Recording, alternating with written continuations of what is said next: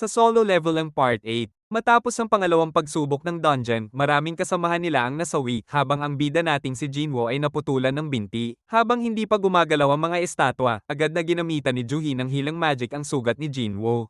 Subalit, kulang na ang kanyang kapangyarihan upang tuluyang magamot ito. Sa puntong iyon, 6 na lamang sila sa 17 hunter na pumasok sa dungeon, at 2 pa sa kanila ay may mga sugat. Sinabihan ng isang hunter ang kanilang leader na humanda ito sa kaparusahan dahil sa desisyon nitong ipagpatuloy ang pagpasok sa isa pang dungeon. Ilang sandali pa, kumilos muli ang malaking estatwa at nagpakita ng isang altar sa gitna ng dungeon. Nagtaka ang mga kasamahan ni Jinwo kung para saan ang altar na iyon.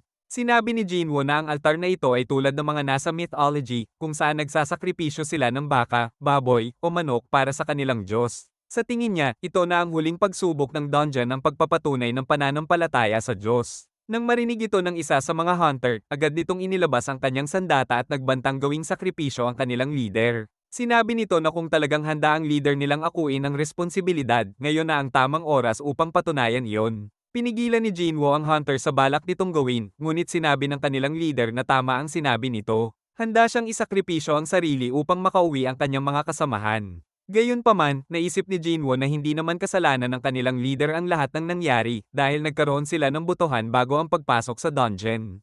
Tumungo ang leader sa altar upang isakripisyo ang sarili, ngunit biglang lumitaw ang isang apoy sa paligid ng altar. Iniisip ni Jinwo kung ano ba ang ibig sabihin ng apoy na iyon. Kaya napagpasyahan niyang sumunod sa leader kaya't humingi siya ng tulong mula sa kanyang mga kasamahan para makapunta sa altar. Dinala siya ng mga ito papunta sa altar at pagdating nila roon, 3 apoy ang muling lumitaw. Tinanong ni Jinwo ang kanilang leader kung may posibilidad bang may ibang hunter na tutulong sa kanila. Sinabi ng leader na ngayon ang ika-1 linggo mula nang magbukas ang dungeon, at dahil isa lang itong D-rank na dungeon, malamang ay hindi ito papansinin ng iba pang hunter. At kung hindi rin nila matatapos ang pagsubok ng dungeon, maaaring makalabas ang mga halimaw na estatwa at makapinsala sa mundo ng mga tao. Sinabihan ni Jinwo ang iba pa nilang kasamahan na pumunta rin sa altar dahil sa tingin niya, hindi magsisimula ang pagsubok kung hindi sila kumpleto. Maya-maya naglabasan ang mga asul na apoy sa palibot ng altar at kasabay nito ang pagbukas ng pintuan ng dungeon na ikinagulat nilang lahat.